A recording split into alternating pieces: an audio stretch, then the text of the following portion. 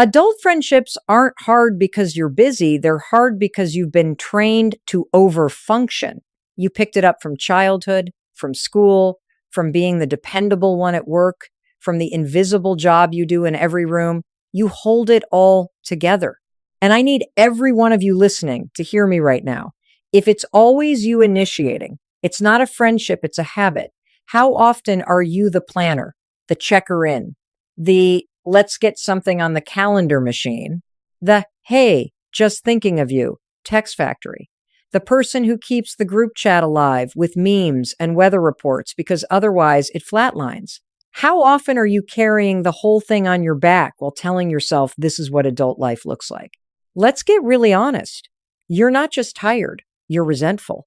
You're still showing up to birthdays and baby showers. You're writing the sweet message on the card, and then you're walking to your car with that pit in your stomach thinking, why am I the only one who tries?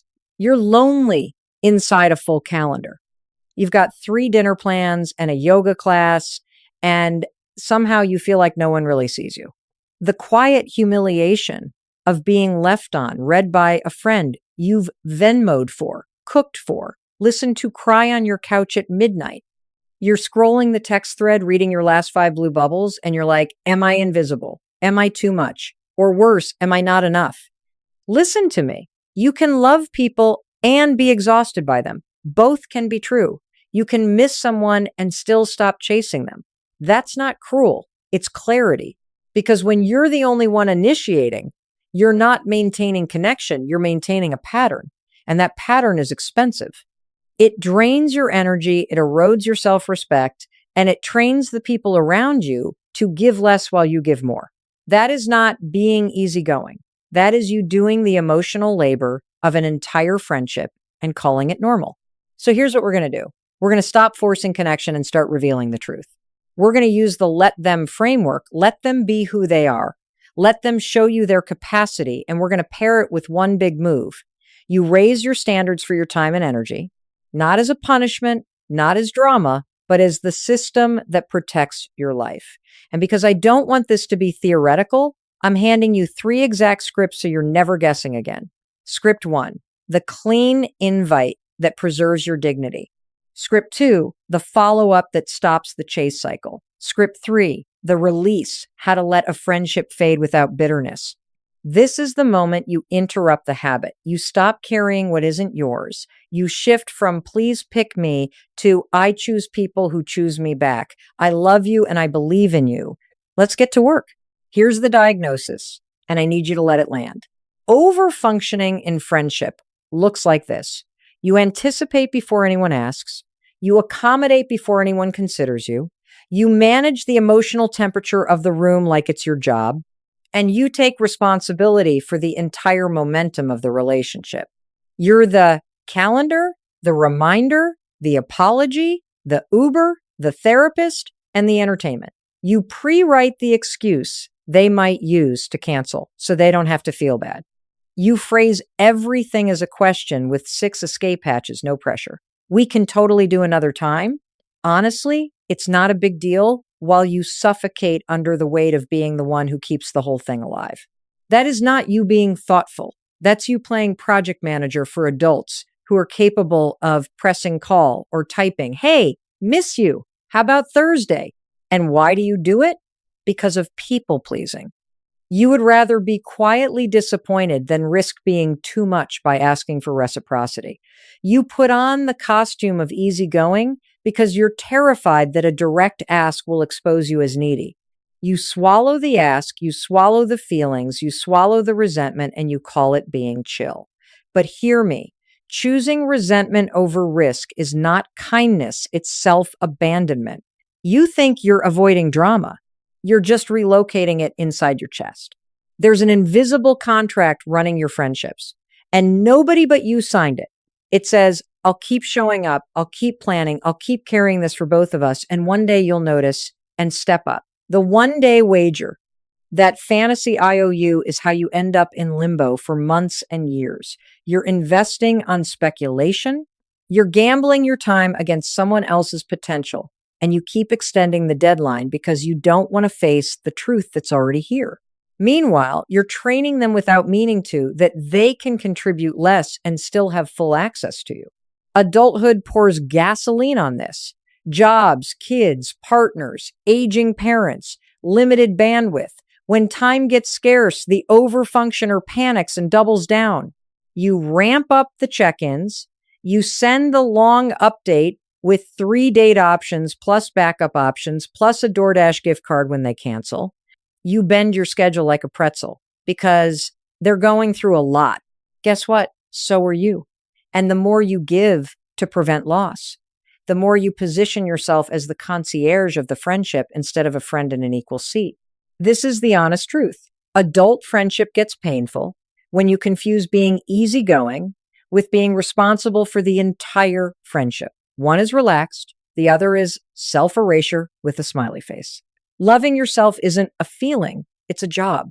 It is the daily decision to stop donating your time and energy to relationships that do not invest back. It is looking at your calendar and saying, my presence is valuable, my energy is precious, and I am a person in the room, so I'm done underwriting low effort with high effort. Let them isn't punishment. It's the boundary that reveals who's actually available. And once you see it, you stop chasing, you stop explaining, and you start allocating. That's the shift. That's you getting your life back. Let me say this as plainly as I can because I want it tattooed on your brain. Let them is not passive. It is not giving up. It is the most courageous boundary you can set because it takes your hands off other people's side of the relationship and puts them back on your own life. You stop controlling and you start observing. You stop auditioning for closeness and you start collecting data. And yes, it will feel like withdrawal at first because your drug is chasing, texting, planning, filling the space so you don't have to feel the truth. So what does let them mean in friendship? Let them be busy. Let them forget. Let them not text back. Let them not initiate. Let them do exactly what they would do without your gentle prodding and your 8 reminder emojis. Because that behavior is information, and information is freedom. If you never stop nudging, you will never know their capacity. If you're always the engine, you can't measure the car. Let them means the next time the thread goes quiet, you don't rush in with a meme to resuscitate it. You sit, you watch who pings, who plans, who doesn't. That's the truth. Here's the half most people miss because it makes you powerful. Let me decide what I will tolerate. Let me protect my weekends and my nervous system. Let me stop performing closeness by sending paragraphs to people who give me crumbs. Let me allocate my energy to people who reciprocate without me having to twist myself into a pretzel. Let me be a person in the room instead of the concierge of everybody else's life. You pair let them with let me, and suddenly you are not waiting, you are choosing. You aren't angry, you're accurate. Why is this hard? Because initiating has been your anxiety management. When the silence hits, your brain screams, fix it, fix it, fix it. So you overfunction, not because you're generous, but because you're scared of loss, scared of being ordinary in someone's life, scared of the feeling that maybe you cared more. I love you. And we are done outsourcing our self-worth to other people's response times. Feel the twitch to chase and breathe instead. 10 seconds, put the phone down. If they want in, they'll come closer. If they don't, you just got clarity without the performance. And let's lock a standard in right now. You don't need a lot of friends. You need reciprocal ones. Reciprocity is not a vibe. It is behavior over time. It's the person who initiates sometimes without a prompt, who offers specifics, who follows through, who circles back after a misplan, who remembers the thing you said you were nervous about and checks in. Not speeches, calendars, not intention, pattern. Let them is how you stop forcing connection and start seeing who is actually available for real friendship. The second you honor what you see, you reclaim your time. And when you reclaim your time, you make space for the people who can meet you in the middle. No chase required. Language is where we lie to ourselves. So let's clean it up. We're just both busy is a story. I'm always the one who reaches out is a fact. Feel the difference in your body. One keeps you trapped in a comforting fog. The other gives you data you can act on. And I need you to get ruthless about the words you use because your phrasing is either protecting the pattern or protecting your peace. You keep calling a dynamic low maintenance because it sounds mature and adult and zen, but what you're actually tolerating is low effort, and that's not wise. It's wasteful. What is low maintenance? It's healthy independence. It's two grown adults with lives who don't need constant contact, who can go a couple weeks without texting, and then pick it up with warmth, ease, and specifics. It's mutual bids in small ways. You send a podcast, they send a meme. You ask, want to grab coffee next week? They respond, yes, Tuesday at 8:30 or Friday at 1. There's follow through. There's repair if someone drops the ball. There's no invisible concierge. It's simple. It breathes. It's not dramatic because both people carry some weight. What is low effort? Chronic non-reciprocity dressed up as adulthood. It's let's catch up soon, 47 times, and 0 dates offered. It's you offering 3 options and getting, I'll check my calendar, followed by silence until you prod again. It's apologies without action. It's paragraphs from you and a thumbs up from them. It's them liking your update and never asking a question back. And here's the emotional math. If you initiate 10 times and they initiate 0, that's not adulthood, that's imbalance. Don't tell me about their intention. Show me their calendar. Show me a single receipt of effort. And I get it, you're not stupid. You're sentimental. You're running a fantasy loop where you reference who they used to be. But in college, we were inseparable. Before kids, we talked every day. When she first moved here, she was so present. You're relating to the ghost of an earlier version, not the person in front of you now. Seasons change, bandwidth shifts. That can be true, and at the same time, the pattern can be the pattern. You don't punish them for evolving, you just stop pretending the evolution didn't happen. Precision check. Notice these phrases. We should, sometime, soon. That is fog. Thursday, 7 p.m. at Lalo, I'll book it. That is effort. Miss you with nothing attached is a feeling. Miss you, I'm free Sunday 3 to 5, want to walk the loop is a bid. Low maintenance friendships still have bids. Low effort friendships have vibes and vibes only. So here's your first decision point, and I want you to answer out loud because your nervous system needs to hear you. Am I willing to tolerate a friendship that only exists when I push it forward? Yes or no? No shame either way, but choose on purpose. If the answer is no, then stop calling it low maintenance so you can keep donating your energy. Call it what it is and apply the standard. Let them be exactly who they are without your nudging, and you'll see the truth fast. A friendship can be casual without being one-sided. Adult doesn't mean apathetic. Busy doesn't mean bare minimum. And you, my friend, are done romanticizing imbalance as life, all right? Standards time. Because without a system, you slide right back into the fog. Here's the adult friendship standards framework. And it is so simple, you can run it in your head in under a minute. Time, energy, initiation. That's it. 3 dials. You don't need a spreadsheet. You need a scoreboard. Ask these 3 questions over a real window of life, 90 days, not 90 minutes, because reciprocity is a pattern, not a text. Time, do they make any? Not do they say they want to, not do they miss you in the abstract. Do they create, protect, or accept time with you? A 2-0-minute walk counts. A coffee on the calendar counts. A voice memo that actually lands when you ask for support counts. Concrete metric. In the last 90 days, were there at least 2 instances where they made or honored time with you without you dragging the plan over the finish line? If yes, green light. If no, data point. Busy people still protect minutes for what matters. Micro hangs are receipts. Energy. Do you feel warmer or drained after contact? This is not about perfect moods.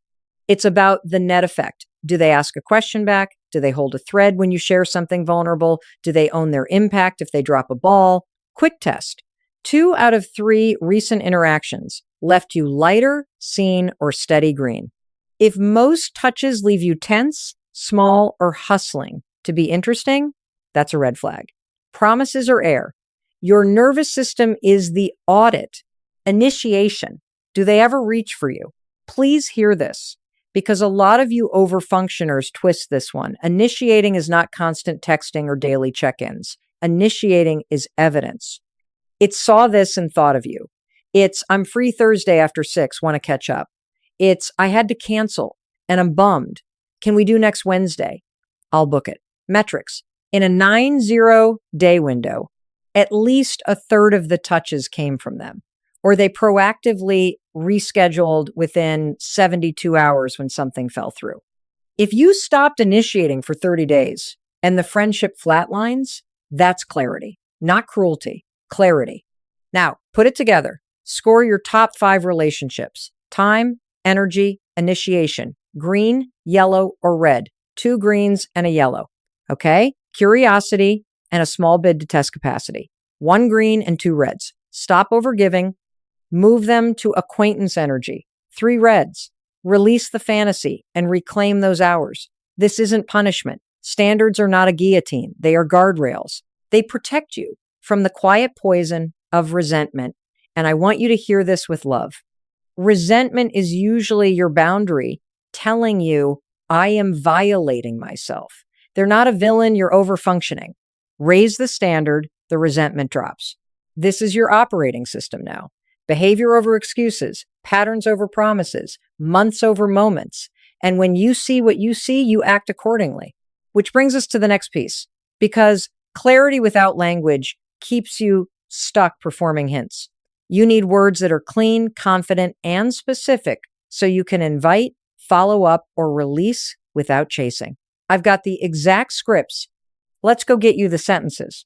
Here's the first sentence you need, and I want you to feel how clean this is, because this is you stepping into the room as a person with a spine and a calendar. Hey, I miss you.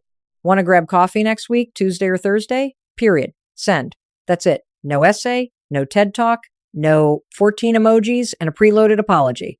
Another option for the walkers. I've got a free window Saturday morning. Want to go for a walk? 2 specifics. Clear bid. Then you stop talking. Why is this the power move? Because connection doesn't require a performance. It requires a decision. When you offer 2 concrete options, you're making it easy for an adult to choose without you turning into their scheduling assistant. Tuesday or Thursday is a decision. Sometime soon is fog. One respects your time. The other bleeds it out all over your phone. Let's role play the clean version. You, hey, I miss you. Want to grab coffee next week, Tuesday or Thursday? Them, Thursday works. You, great, 10:30 at Park Cafe? I'll book it. Done. See the speed. See the dignity. You didn't contort. You didn't sell yourself. You didn't over-explain why coffee might be low lift and how you can come to their side of town, and also you'll pay. And also it's totally okay if they hate you. You made a normal ask, like a normal adult who values their own presence. Now let me show you what not to do, because some of you are ankle taped to this habit. Not this, hey, OMG, I know you're so busy and I'm the worst and it's totally not a big deal if you can't. I was just thinking maybe if the stars align, we could hang. No pressure. I can drive to you, work around your schedule, bring snacks. And honestly, if you hate coffee, we can do tea or smoothies, or I can just wave from my car. Lol. That's you auditioning for a yes while teaching them your time is disposable. Also, not this, miss you sometime. That puts the whole labor back on them and keeps you in the land of someday, which is where friendships go to die. Clean invite rules. 1, lead with a feeling or effect, miss you or free window. Then pair it with 2 options. 2, no disclaimers. If you hear your fingers typing, I know you're busy, stop. Do not manage their calendar or their guilt. 3, do not pre-reject yourself. You don't add totally fine if not, because you are signaling you're prepared to be dropped. Offer the bid, let them respond. 4, after you hit send, you do not chase. The follow-up has its own script. You'll learn that next. Right now, your discipline is to make the ask and sit on your hands. Subtext check. This is you acting like a person in the room. You are not asking for permission to exist in someone's life. You're signaling self-respect by being specific. And you're calm because your worth is not riding on their answer. If they're in, great. If they're not, great. That's data for your standards. You will be amazed how many dynamics shift the second you stop performing cool girl and start communicating like a grown-up with a calendar. 2 options: send, breathe, let them. I love you. I believe in you. And I want you to practice this tonight with one person. Decision over performance. It's as simple as that. You know this moment because it lives in your messages. They said yes and then never picked a time. They hit you with let's do it and then Houdini'd out of the thread. You're sitting there with an open tab in your brain, holding 3 potential windows, checking your phone like you're waiting on lab results. That's limbo. That's the slow leak of your energy. And I need you to hear me. This is where most of you start performing again. You send a meme, you soften the ask, you do the calendar dance, stop. We're going to cut straight through the fog with one clean follow-up and one boundary that ends the chase. Here's the exact follow-up. Hey, still want to get together? If not, totally okay, just let me know. That sentence is oxygen because it does 2 things at once. It reopens the loop and it gives them permission to be honest.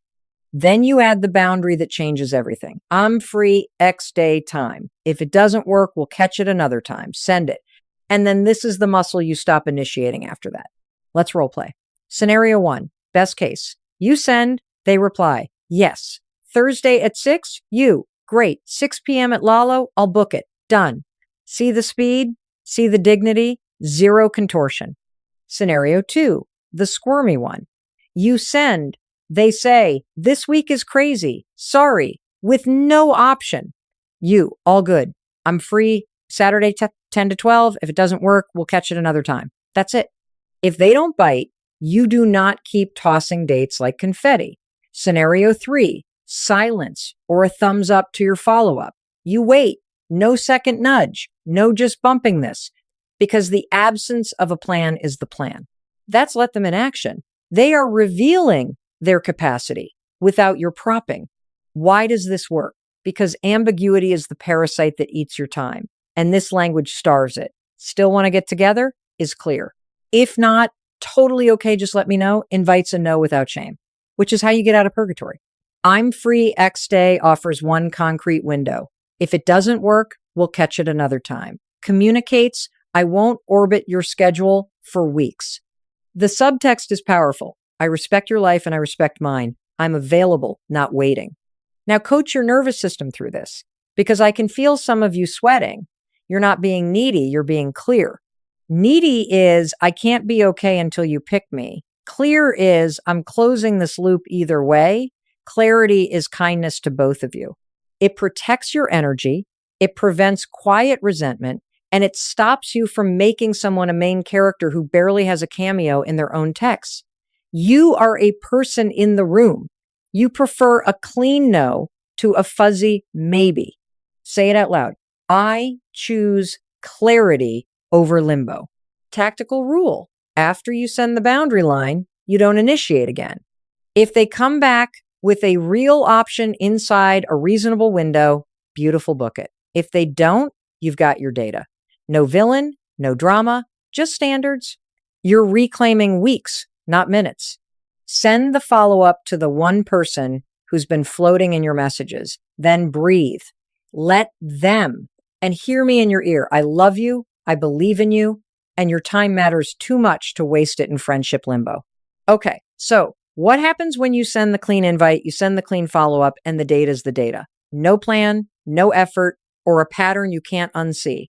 This is where most people spiral into speeches, screenshots, and a farewell tour of receipts. Don't. Release is not rejection, it's reclamation. You are not punishing them. You are stopping the quiet self-abandonment that has you overpaying for a seat they're not sitting in. It's love.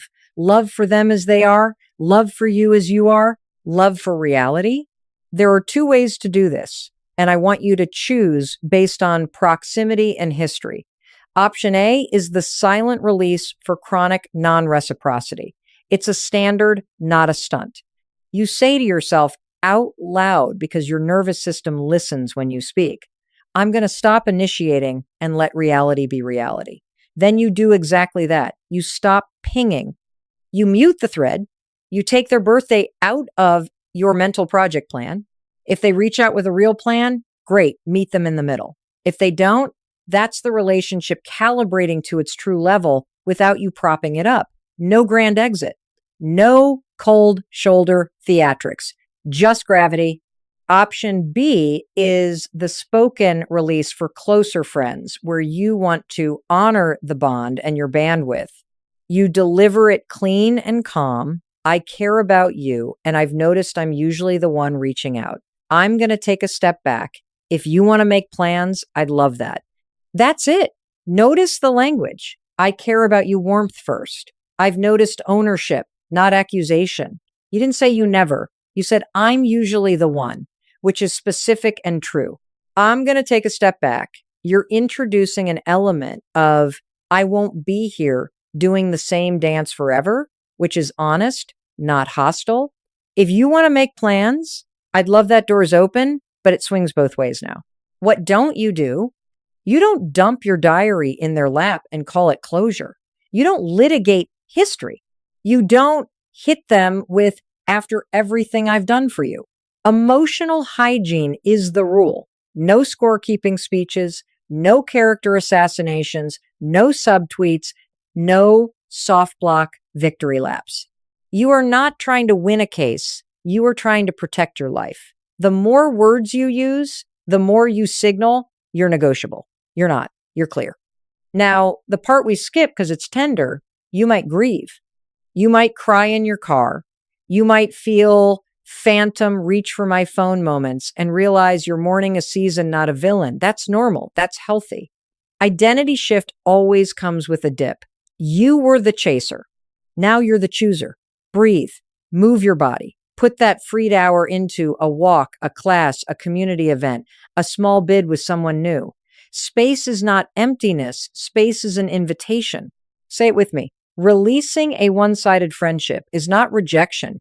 It's reclaiming my time and making room for reciprocity. This is you aligning your calendar with your standards. This is you acting like a person in the room. Send the sentence if you need to. Take the silent step if you need to. And hear me right now in case nobody else tells you today. I love you, I believe in you, and your life is too precious to spend it resuscitating what won't breathe back. Now comes the part nobody warns you about the dip. You stop initiating, you stop propping the thing up, and the silence roars. Your brain says, see, you are the glue. Without you, there's nothing, which must mean you're not lovable. No, that's not the truth.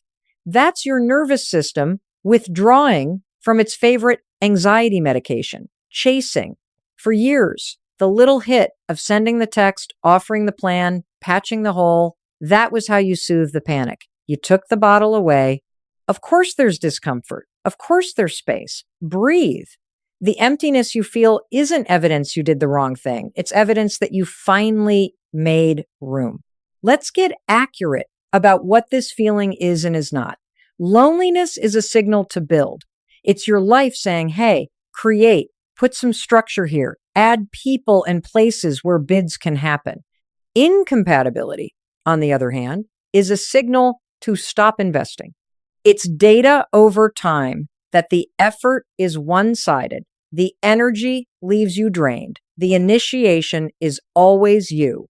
When you stop chasing and someone doesn't step forward, that's incompatibility talking, not your worth. Do not mix up a clean read of a pattern with a story that you're unchosen. You're not unchosen. You're unhooked from the wrong thing. Here's how you stabilize without sprinting back to old habits. Grab a piece of paper, yes, right now, and write down the names of every person in the last 6 months who showed even a small sign of reciprocity. The neighbor who texted you the dog park invite. The coworker who followed up to reschedule. The friend who sent a voice memo after your big day, however small, if they reached, they go on the list. Now star 3 names. Those are your nurture list for the next 30 days.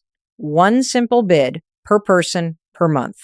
That could be walk Saturday 9, or I thought of you when I saw this made me smile. Specific, light, consistent. You are watering what is already sprouting instead of singing to the dirt and hoping it becomes a tree. And yes, the urge will come to relapse. You'll feel the itch to send a just checking in to the person you just released because the discomfort spikes. Let it spike. Feel it in your chest. Count backward, 5, 4, 3, 2, 1. Put the phone face down and move your body for 90 seconds. Drink water, step outside, message someone from your nurture list instead, or place a small bid into a space where new people live, a class, a standing group, a community event. You are not medicating the feeling with chasing. You're channeling it into building. This is the bridge. You don't just stop chasing. You start creating. Community doesn't appear because you want it. It grows because you plant, water, and repeat. Reps, proximity, small bids. That's where we're heading next. For now, honor the dip. Treat the loneliness as sacred space, not a verdict. Keep your standards, keep your list, keep breathing. You are a person in the room, and this room just got bigger. I love you. I believe in you. And the space you feel right now is not a problem. It's your future making room to walk in. All right? Here's the truth that frees you. You don't find community like it's a lost earring on the sidewalk. You build it like a muscle reps, proximity, small bids, again and again. Adults don't stumble into friend groups because the vibe was right. Adults create rhythm. Same places, same faces, small consistent invitations. That's how the roots form. Not a grand gesture, not one heroic party where you host 16 people and then collapse. Reps. So give your life anchor lanes. Pick 1 or 2 places where the same humans show up and commit to 8 weeks. Same slot if you can. A class you actually like, yoga, ceramics, improv, language, strength training. A volunteer shift at the food pantry, Saturday 9 to 11. The animal shelter on Thursdays. The voter drive on Sundays. A walking group or run club. They meet every week. Lapped conversations turn into names. Names turn into plans. Faith communities, if that's your lane. Services, small groups, service teams, potlucks, hobby meetups, board games, photography walks, makerspace nights, gardening clubs, coworker to friend transitions at the office. You already have proximity. You just need to step it half a click outside the building. Stop scanning for my people like a radar and start building for 8 weeks like a contractor. Now the tool you use inside those lanes is the small bid, low stakes, clear, time bound. I'm grabbing coffee after class, 20 minutes. Want to join? I'm walking the loop at 7 a.m. tomorrow, 1 in for 1 lap. We meet every Thursday. You coming next week? Lunch on the steps at 12:30. I'll be there if you want to join. That's it. No monologue.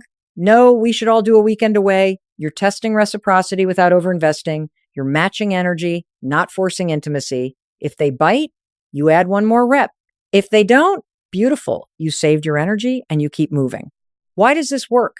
Because closeness is a byproduct of repeated easy contact, not intensity. Familiarity lowers the wall. Micro conversations compound. You learn who follows through, who laughs at the same dumb stuff, who asks a question back.